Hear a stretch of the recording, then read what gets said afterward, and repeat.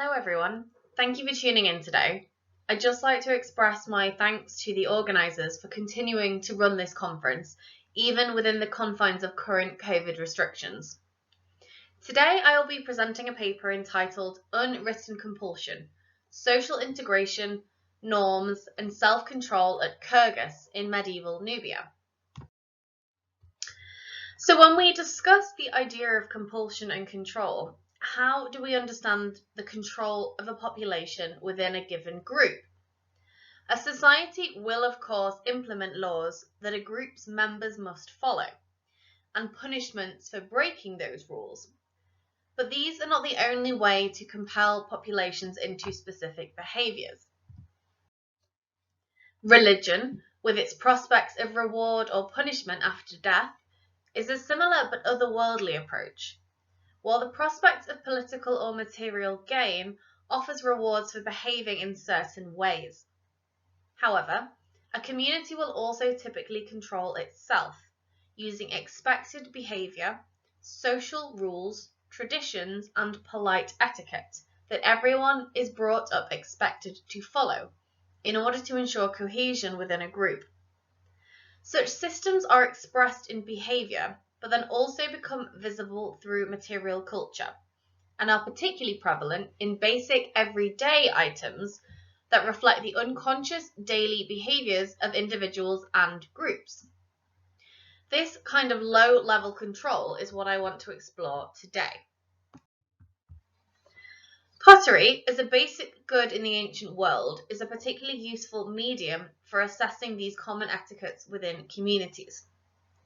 Archaeologists such as Suzanne Eckert and Linda Bushnell, among others, have explored how pottery signals social boundaries within a community in recent years, and can be used to analyse group identity and means of display, as well as socioeconomic practices, demonstrating its use for accessing group dynamics. Now, I could talk about elements of practice theory that relate to this all day, but let me just briefly run through a couple of important elements here. Firstly, the habitus theory. This was first outlined by Pierre Bourdieu in 1977 in his publication Outline of a Theory of Practice, where he suggested that an individual's unconscious decisions and choices are affected by their surrounding social and behavioural structures, which early in life become internal, unperceived embodiments within the self.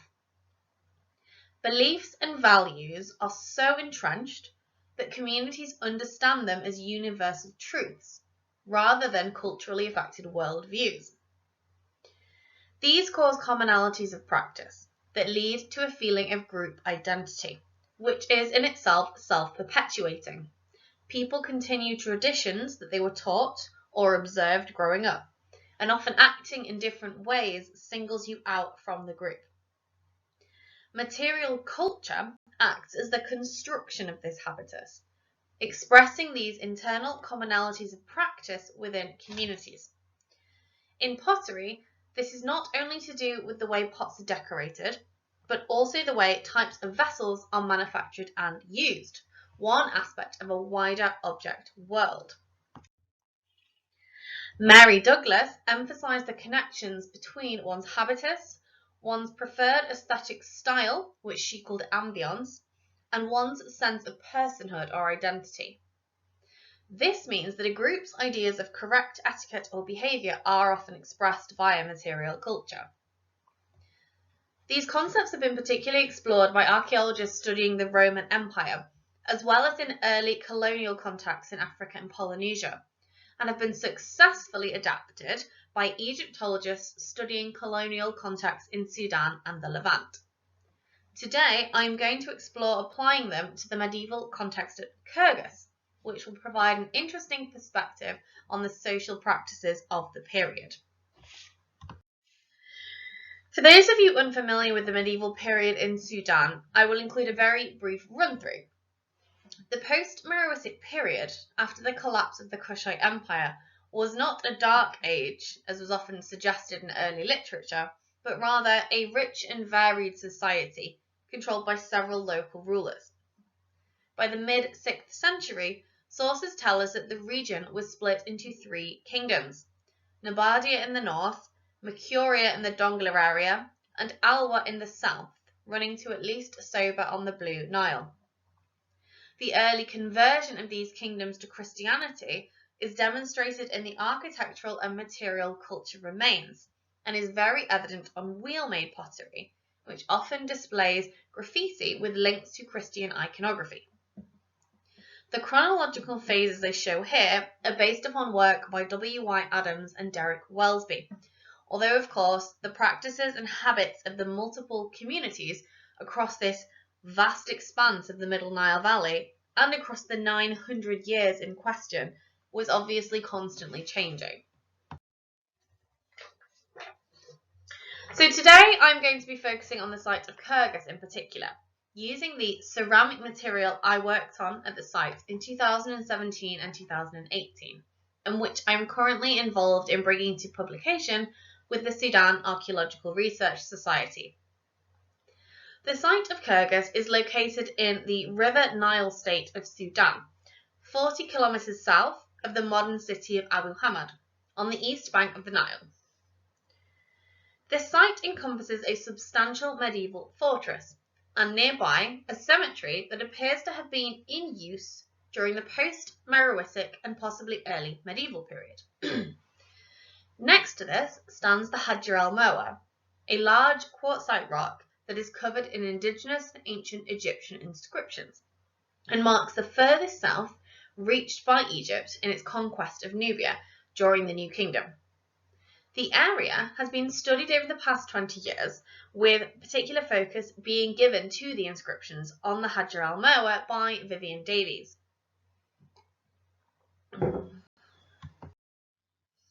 The medieval fortress was first explored by Isabella Welsby Shostrom, and later a full plan of the structure and select excavation on the interior was conducted by the Sudan Archaeological Research Society.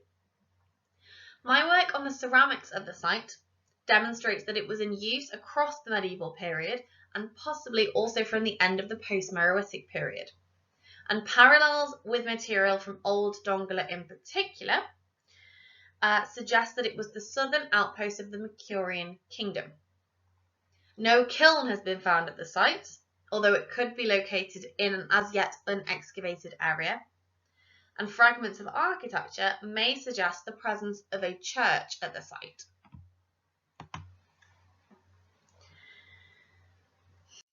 So this slide shows a selection of typical wheel-made pots from the fortress.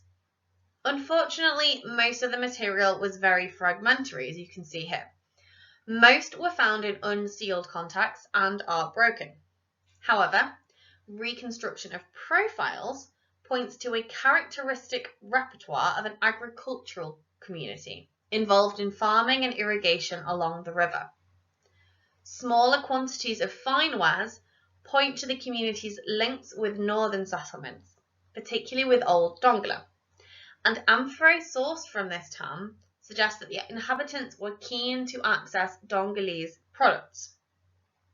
Tablewares, including ledge-rimmed and carinated bowls, and some fine bottles, mark the importance of display in eating that was evidently an important element of life in the community. The majority of these tablewares were slipped in red or cream, and many were decorated with rim stripes. Some showed more elaborate painted friezes, including gouache, checkerboard and floral motifs, and there are also cases of some impressed stamps, although rarely. 74 examples of graffiti appeared upon wheel-made pots, and you can see one example to the left of the screen. These were typically religious monograms or cryptograms representing the Archangel Michael, but Alpha, Omega and Mary monograms also appear, as do names, letters, stars and crosses. However, a large quantity of handmade vessels were also identified. Handmade pottery is often considered crude, disposable, and of low value. However, its high frequency at the site suggest the importance of the handmade industry within the fortress. Bowls were particularly common, but we also recovered beer jars, necked pots, docker, basins, and other types of jar. All types were distinct from the wheel-made vessels, with beer jars and bowls with wedge handles especially distinctive. Handmade pots also bore distinct decorative motifs from the wheel-made material. In the majority of cases, this consisted simply of red slips and burnishing, but incised and impressed motifs also occurred, with cross-hatching and slashes added to rims and handles, fingernail impressions, and on beer jars a palm leaf motif. These figures do not appear on wheel-made pottery, and only in one case was a handmade vessel painted. We also have 6 rare examples of graffiti on handmade pottery, but the motifs again are completely distinctive from those found on the wheel-made pots. How do we understand the presence of both of these types of ceramic in this fortress, and what can it reveal about practices and traditions within the Kurgus community? In traditional models analysing ceramic production in both Egypt and Nubia, handmade and wheel-made pottery have been understood as the work of 2 gender-segregated industries. Tomb reliefs in Egypt suggest that wheel-made vessels were made by men in a purpose-built workshop, most frequently located within a temple or the estate of a private landowner, although sometimes close to cemeteries or very occasionally in settlements. Usually, these workshops were small, and textual evidence points to the low esteem of potters in society, although how much this applies to the potters working on specialist material is uncertain. Ethnographic parallels from communities in modern-day Egypt and Sudan, as well as Morocco and Tunisia, suggest that handmade vessels were rather produced by women in a domestic context, with studies from a recent project at Azuma indicating that women taught the craft to other women, not necessarily from their own family. However, male potters have also been noted in this study. All the potters work alone. In the medieval period, pottery was produced in multiple sites across the Middle Nile. Major potteries have been excavated at Pharas in Lower Nubia and Old Dongola, although smaller sites have been found in Lower Nubia, Serra West, Dabira East, Argin, Gezira da Barossa, Abkanati, Gemai West, and Muguthal, and there were undoubtedly others. The potteries at Pharas were excavated by W.Y. Adams and appear to have been in use from the 8th to the 10th century. This site is now below Lake Nasser or Nubia.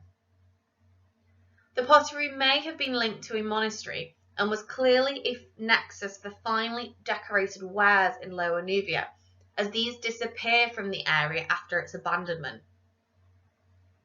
The kilns at Old Dongola were in use across the early Classic and late periods, with different kilns found encompassing a vast area over 12 different kiln sites to the west of the town. Amphorae from Old Dongola have been noted at other sites in the Dongola Reach, including at Kurgus, and suggest an industry producing and filling containers for export, as well as the production of finer beakers and bowls. However, no handmade production centres have been identified for the medieval period, or indeed for the whole period of Nubian history. Given the large quantities of handmade pots at Kurgus, and that handmade pots and decorative styles were completely distinct from wheel-made pots in many cases, this means that we are only getting half the picture. How then do we understand this picture? If we think about 2 distinct manufacturing practices that did not overlap, does this mean that there were 2 segregated habitus practices at the site, due to 2 distinct aesthetic, traditional, and behavioural preferences under these 2 distinct ethnicities? This sort of assumption can be quite problematic. Historically, the presence of handmade Nubian pottery in sites in Egypt has been understood as indicating the presence of Nubian peoples living in the area. However, when Egyptian pottery was found in Nubian contexts, it was understood to mean that Nubians had adopted the use of the better quality Egyptian wheel-made wares. I don't think there is enough evidence to suggest the cohabitation of two different ethnicities at Kurgus, not least because the pottery was found all mixed together rather than in segregated areas. This suggests that the same people wanted access to both wheel-made and handmade pottery for different purposes, and that the handmade pottery had a value, a social compulsion for the society. While wheel-made pottery certainly exhibits high levels of standardization, consistent with their production to a template within organized production centers, this does not necessarily equate to ancient perceptions of value. Mary Douglas notes that an individual's choice of material culture is a consumer-led decision regarding the type of community you wanted to live in, however subconsciously. Going outside the norm would have meant leaving behind these traditions that your community habitus deemed essential. This leads to patterns of items within different communities. This kind of essential toolkit is very common across communities worldwide. In the modern UK, for example, when you move into a house you would need a plate, a bowl, perhaps a special cereal bowl too, a frying pan and saucepan, and a knife, fork and spoon as your basic collection. In other cultures, your essential toolkit might be quite different based on your modes of eating and food preparation. If you boil and stew your food, you will have more deep bowls. If you eat with chopsticks, these will appear instead of the knife, fork and spoon. If you always eat in large feasting contexts, you will have large platters rather than small bowls. You can see how informative this can be for using material culture to understand daily practices. The handmade wares were clearly part of the essential toolkit at Kurgus, and their purpose could not be replicated by wheel-made items. The presence of handmade wares does suggest, however, that they were still very valued. It is important to note that, regardless of ethnographic parallels, handmade does not necessarily mean domestic, and domestic also does not necessarily mean non-specialist or non-valued. The latter is particularly important. Too often do archaeologists associate handmade pots with women, and then with a subsequent lack of value. Indeed, the term handmade wares in fact conceals a multitude of different manufacturing processes, suggesting different communities of craftsmen or women sharing and passing down their knowledge, possibly through different mechanisms. A handmade pot that is typically rough and undecorated is the cooking pot. These are a useful medium to analyse what are clearly utilitarian pots at Kurgus and the value ascribed to these, although not in economic terms. Cooking pots are often coarsely made and are very likely to be produced in the home rather than an external workshop. However, they do exhibit elements that are shared across wider areas, in particular the presence of matte impressions on the lower half of the body.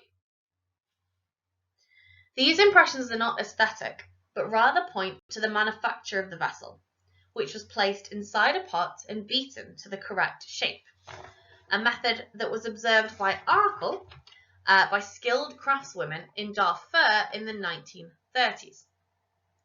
This practice is still in use today and shows its mark on many modern vessels.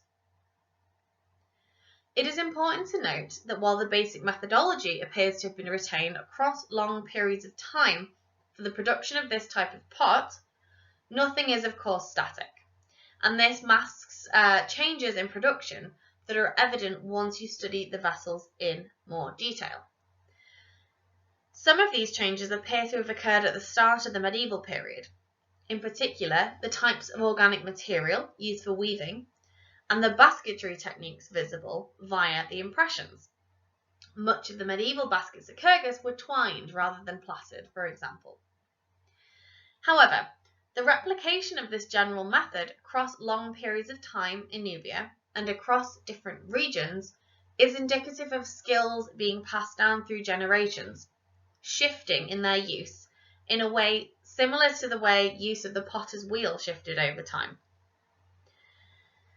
And these skills appear to have been passed down in a way that was not reliant on external workshops. This is a tradition that was considered necessary and thus was carried on. Cooking pots are a particularly important way of tracking perceived correct ways of doing. In other periods of Nubian history, Egyptian tableware for display purposes is often paired with traditional Nubian cooking wares. You can follow different fashions, but you stick with the right way to cook. The handmade pots at Kurgus also included fine ware material, including fine, black burnished carinated bowls and thin walled beakers. Much of the material was decorated with incised motifs. Does this addition of decoration change the way that we understand its value? Bread plates or doka were often given cross-hatching along the rim, but we typically think of these as non-valuable. While they may not be economically valuable, we may be underestimating an item's social value. Bread, for example, was a key food item in Nubia. Numerous fragments of beer jars were also found at the site. These are handmade globular jars with a flaring or cup-shaped neck, often decorated with incised and impressed decoration on the circumference of the neck and the inside of the cup rim. These vessels are very interesting as they do not appear in Adam's ceramic typology, which was based upon excavations in Lower Nubia, and as such are likely a form that developed in Upper Nubia or Central Sudan. The fact that they were not imported into Lower Nubia from these southern manufacturing centres suggests that while many practices involving wheel-made vessels, such as bowls and amphorae, were adopted across the Middle Nile region and in Egypt, the behaviour surrounding these beer jars was specific to the Dongola Reach area, and up to Kurgus at least, and perhaps was a Makurian-specific practice. The example here is particularly striking as it has an incised palm leaf motif on the interior. The palm leaf motif was a common symbol in the early Christian period, but also harks back to Cushitic and post-Meroitic motifs, suggesting a potential continuity within handmade production. This is also suggested by the form, which has clear links to post-Meroitic beer jars. This vessel form appears in other sites in the Dongola Reach, including Banganati, Old Dongola and Ghazali. However, the palm leaf motif does not appear on the beer jars at these sites. Instead, they are often painted, a feature which never occurs at Kurgus. I have, however, observed a palm leaf motif on a beer jar fragment found on the surface of an unexcavated medieval site, close to site H25 in the northern Dongola Reach, so it is not Kurgus specific. It may be a motif preferred by communities that veered away from painting handmade wares, although why this might be is uncertain.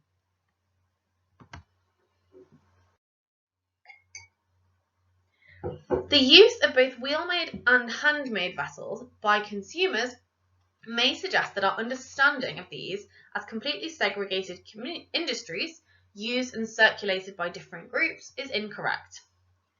Instead of looking at wheel-made pottery as controlled by high-level state workshops and handmade pottery as linked to domestic production, it may be more useful to look at both types within broader layers of community traditions and etiquettes. Etiquettes, community preferences, and traditions can be extremely powerful compulsions within a society. Handmade techniques on medieval pottery, including the use of blankets or baskets for beating vessels into shape, burnishing, and the use of red slip, have been linked to both earlier and later handmade traditions within Nubia by many scholars. The persistence of such manufacturing practices may indicate the value placed upon tradition in communities, and perhaps the passing down of manufacturing practices in a domestic context via a community of practice that was able to coexist with the wheel-made material while still remaining relevant. Douglas notes that commodities are selected for use by a consumer partly based on community relationships. They are chosen because they would not be tolerated in a rejected community, so are permissible in the current habitus. Applying this model to Kurgus helps us to access what this means here. There was clearly no compulsion to only use wheel-made wares or to only use handmade wares, but the use of both, likely within spheres of specific activities, was permissible.